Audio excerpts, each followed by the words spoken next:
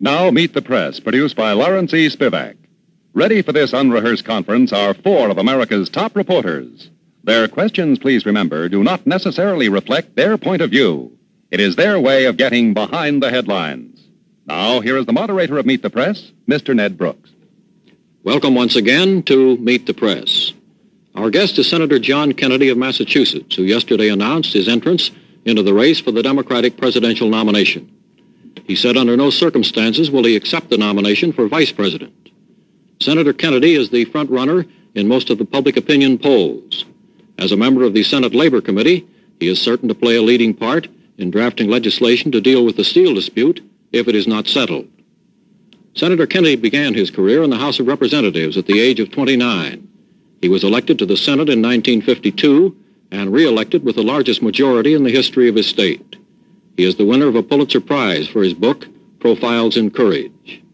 Now seated around the press table, ready to interview Senator Kennedy, are Richard Wilson of the Coles Publications, John Steele of Time and Life magazines, James Reston of the New York Times, and Lawrence E. Spivak, our regular member of the Meet the Press panel. Now, Senator Kennedy, if you're ready, we'll start the questions with Mr. Spivak. Senator, in the announcement of your candidacy yesterday, you said this: I believe that the Democratic Party has an historic function to perform in the winning of the 1960 elections comparable to its role in 1932. Could you tell us more precisely what you mean by that? Well, I think that the election of 32 was extremely essential because it, I think, helped save the private enterprise system in this country, and I think also it contributed to the saving of democracy. Now, I think in the 1960s, the issue is not democracy here at home or the private enterprise system, but I think it is around the world. I think the United States is the leader of the free world. It has a great role to play. I don't think it's been playing that role in the 50s, and therefore I think the Democratic Party has an historic function in the 60 election. Well, don't you think, Senator, that the Republicans are sure to run on peace and prosperity? And since we are at peace and the nation is prosperous, can they be beaten on those issues? Yes, I think they can be beaten.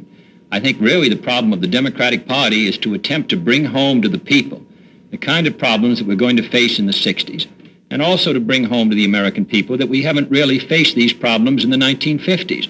When Mr. Eisenhower leaves office in 1960, we're going to be faced, the next incumbent, with overwhelming problems. We are going to be faced with a missile gap, which will make the difficulties of negotiating with the Soviet Union and the Chinese in the 60s extremely difficult. When Mr. Coolidge left the White House in 1928, he was hailed. He was an extremely popular chief executive. I don't think he was popular in 1930. Mr. Reston. Senator, what do you do on this vice presidential question if there is a conflict between what is clearly in your personal interests and the interests of your party? What about party allegiance on the vice presidential question? Yes, well, I think I have an obligation to the Democratic Party. Well, what do you do if it is the judgment of your party that you should accept the vice presidency? Well, I'm not going to accept the vice presidential nomination. I shall support the Democratic ticket. I'll work hard for it. But looking at the history of the last 60 years, I don't recall a single case where a vice presidential candidate contributed an electoral vote.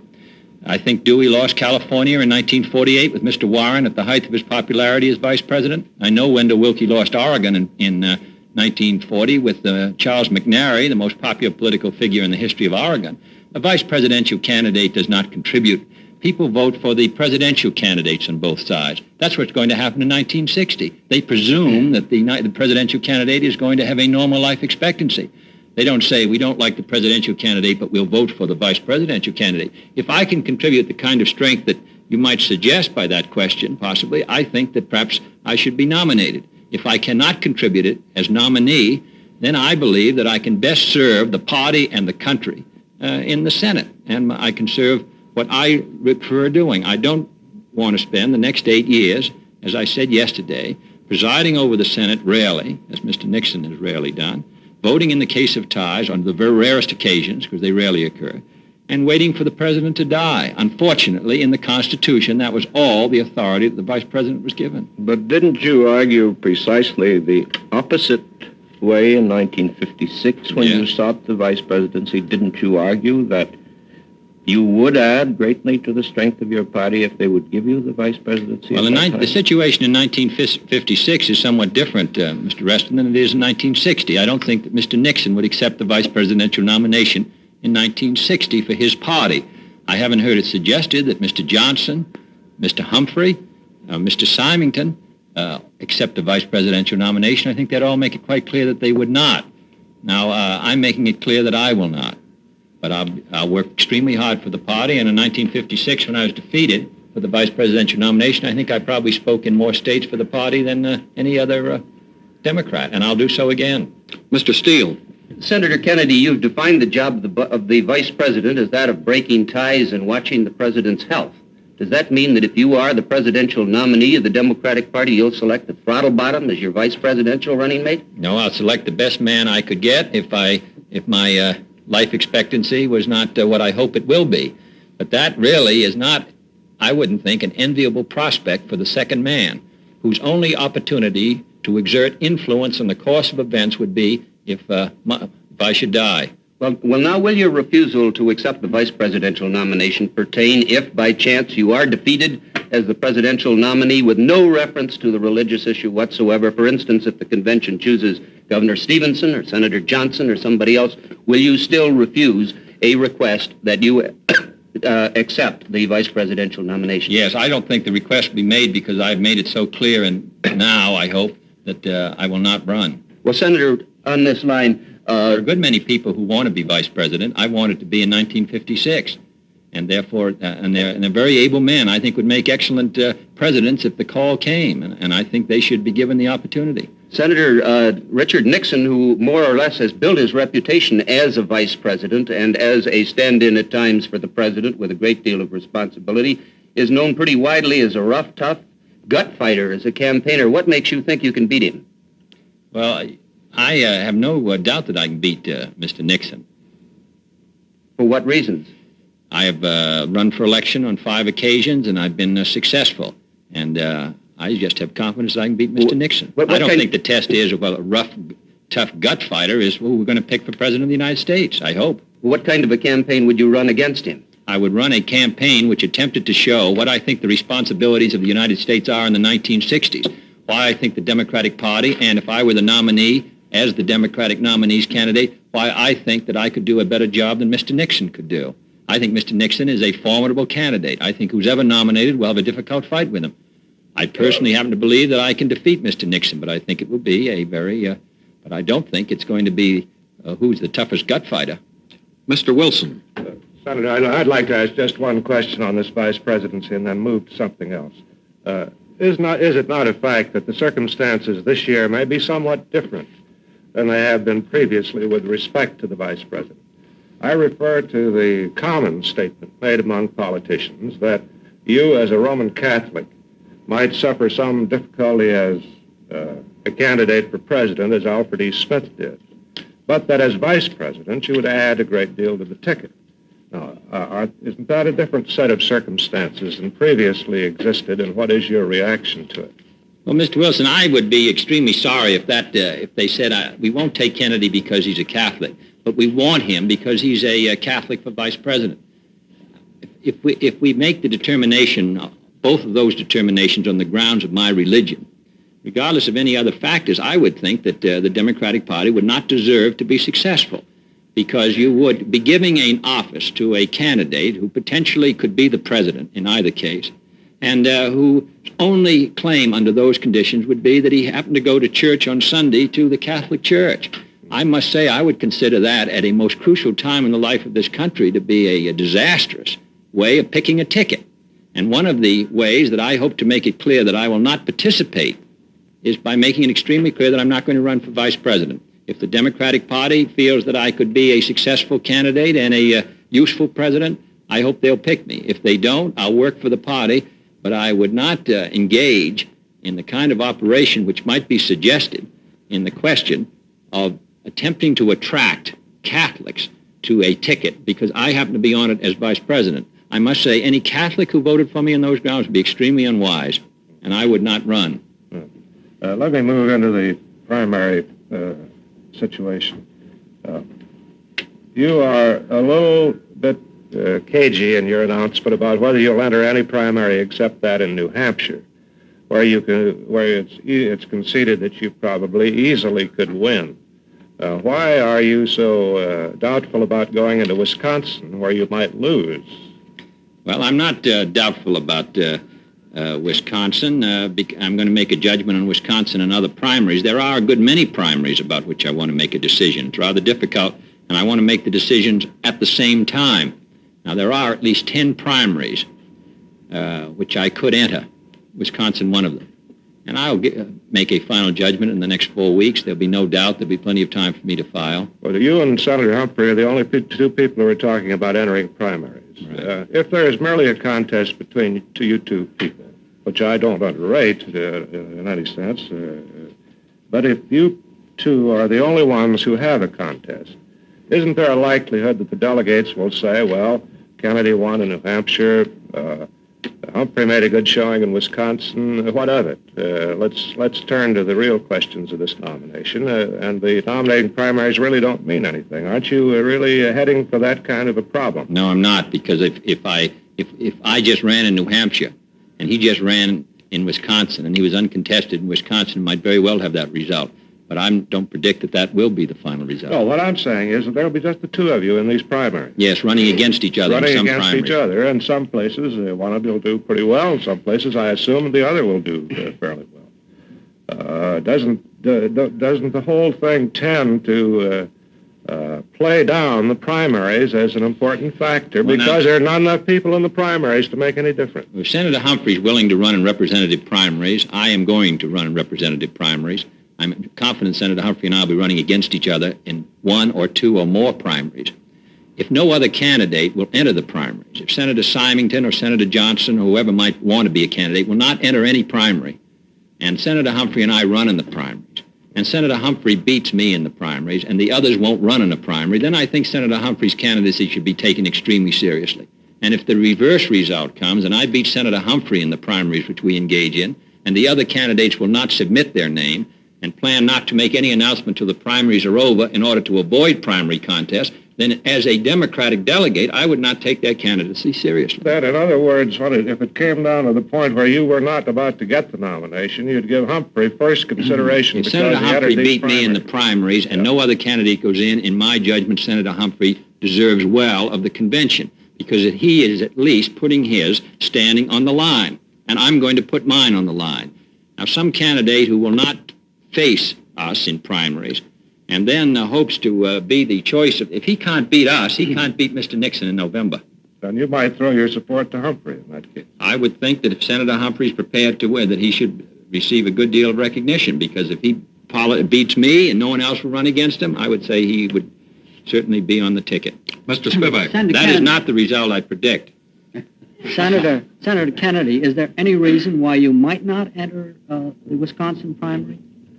I know of no reason why I might not enter that or many other primaries. Well, why wouldn't you've announced that you were going to enter New Hampshire. Why wouldn't you announce that you were going to enter Wisconsin? Well, when the filing date for the various primaries that I'm going to run in comes, I'll announce.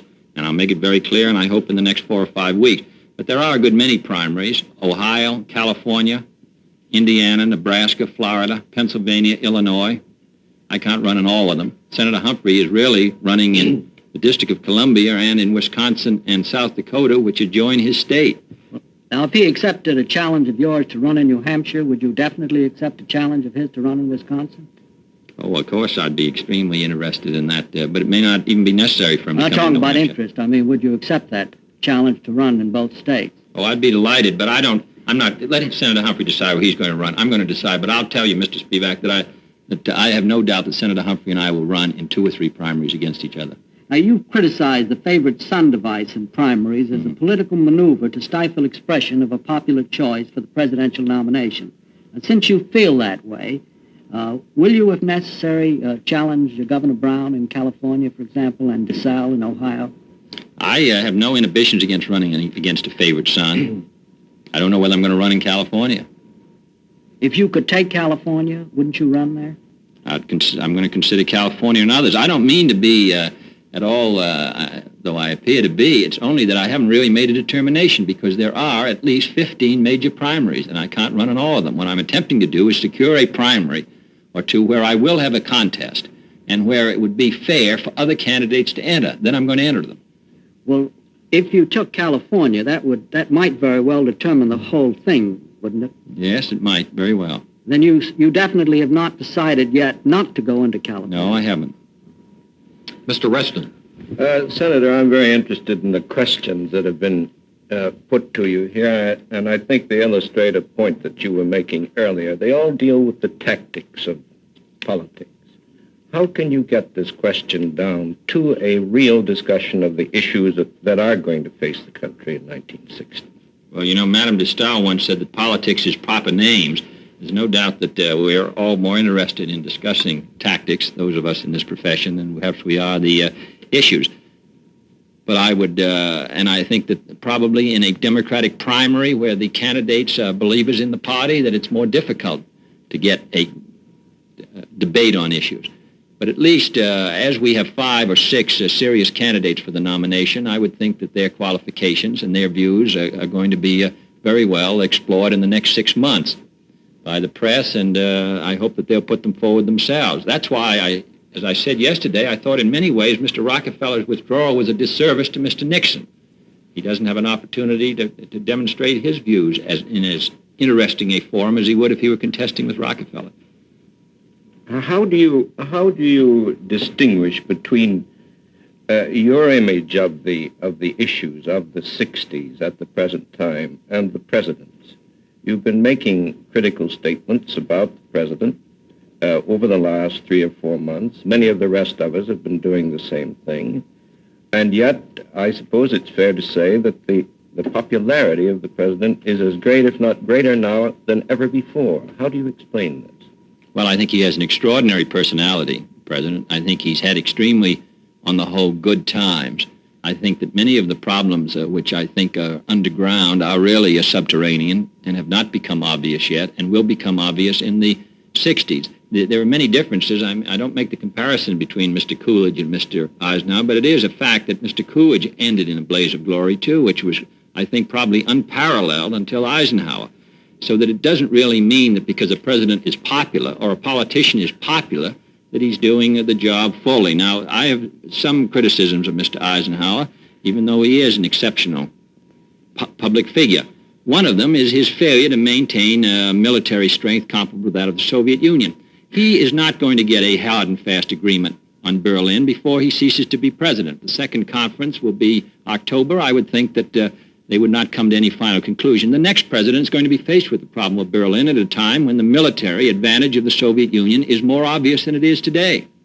Secondly, in the other area, in the field of, for example, India, in spite of the fact that the president had a successful trip to India, there is no indication that this administration is going to associate itself with a determined effort to assist India to make an economic breakthrough. The makeup of the World Bank mission, which I was extremely interested in, as it had some connection with our Senate resolution, indicates that Mr. Anderson, the Secretary of Treasury, and who has a very narrow viewpoint, I think, of the potential of the American economy, is dominant in the American cabinet. I think the president is going to escape all of the pigeons are coming home on the next president. I would say he will have the most difficult time next to Mr. Hoover, because I think that we're due to have a recession. Many economists tell us in 1961 more serious than the 58 recession. All these problems are coming to a climax in 61. Mr. Steele. Senator, talking about India, Margaret Sanger, writing today in the letters column of the New York Times, says that the Indian government has asked the United States 6 times to furnish assistance in connection with India's birth control problem, which is costing the government of India $10 million over 5 years. If you were president, how would you respond to such a request? Well, now, to the best of my information, I've never heard that these official requests have been made by the Indian government. My information is to the contrary. I would say to the Indian government that the United States will engage in a program, I would hope, of more substantial economic assistance. Mr. Nehru himself has said that if the Indians are given the assistance which they require from the United States and other Western countries, that they can handle the problem themselves. Therefore, it seems to me that rather than attempt to associate this with a foreign aid bill, which has a very difficult time in the Congress anyway, which has many opponents. You will get neither birth control, I would say to Ms. Sanger, nor foreign aid if you attempt to try to put a bill through the Congress with this proviso written into it. I would think the solution for the Margaret Sanger and others would be to support a strong foreign aid bill and let those countries then make their own judgment. And I would say that also to the opponents of Ms. Sanger, that they are morally committed to support such a program, too. Senator, you raised this issue yourself at Beloit College some months ago when you said that the Indian population growth threatened to outstride its economic development. It does. Therefore, supposing the Indian government did ask for this assistance, what would your answer be? I would think that, I hope I've given the answer, I think that the best solution is for the United States to give the Indians substantial economic assistance. I said at Beloit College that the solution was for the United States and other powers to help them get ahead of their population increase. If they make a judgment they want to limit their population under those conditions, that's a judgment they should make. And economic assistance that we give permits them to make that judgment if that's their choice. Senator, getting back to tactics for a moment, I understand that you had people taking polls in Wisconsin as late as last Wednesday. I wonder if you could tell us what they found. Was there any slippage in your strength that makes you doubtful about going into Wisconsin? No, I don't know about the poll of last Wednesday. That I don't know about. I've had polls taken in Wisconsin. I've had them taken in other states. I think it's going along rather well. Mr. Wilson. Senator, you may recall that in 1952, there was a rather substantial discussion about the financial resources of the various candidates for president, particularly and vice president, particularly Mr. Nixon, Mr. Eisenhower, and I think Governor Stevenson also made some kind of a financial disclosure. You and your family are reputed to be quite well-to-do. I wonder if you plan to make any such disclosure or if you're willing to make any such disclosure here. Well, I own no stocks. You own no stocks. I own no stocks. Your family owns a considerable amount of stocks, I assume. I would think some, but I don't know about the word considerable. But they own some stocks, that's right. Are you willing to state how much money you're spending on the primary campaign, the pre-convention campaign, I should say? Well, I think beginning yesterday, I'm subject to reporting under the law, and I will make that report. I will spend within what is permitted within the law. I will have to require support. The expended money will have to come from contributions. Senator, I can't spend it myself other than the contribution you're permitted to give yourself under the law, which is what? $5,000 or $10,000. Yeah. Well, the point is, do you plan to make any financial disclosure as a candidate? Well, Mr. Wilson, you're the first one who's asked me, and I don't know what information you want. I don't have any stocks and bonds. I have no properties which are involved in any way with the government. And but if it becomes in the public interest, I'll certainly be glad to take somebody through my books. Senator, let me ask you the philosophic part of that question. Do you think that money gives to a rich man an unfair advantage in seeking the presidency? I don't think so. I think that there's a belief that it does, but any candidate who attempts to finance his own campaign will end up in jail because it's against the law. He's as obliged to raise money as is anyone else. His contacts may be broader, but my judgment has been that no candidate has failed because of lack of funds in any election, at least that I have seen. Any serious candidate for the presidency, I think, can raise sufficient funds to carry his campaign through. Mr. Wilson. Governor Stevenson, Mr. Roosevelt, and all the rest raised money successfully. The point this goes to is that Senator Humphrey, in making his announcement, said he didn't have any money to conduct a campaign to speak of, and he was the spokesman of the little fellow who didn't have any spokesman in government. I wondered if he was thinking of you when he... I don't know who he was thinking of. He didn't tell me. I will say, Mr. Wilson, that both Mr. Humphrey and I have to raise money. Neither one of us can contribute ourselves beyond the sharp limitation that we have. I'm sorry to interrupt, but I see that our time is up. Thank you very much, Senator Kennedy, for being with us. We'll be back with Meet the Press in just a moment. First, this message.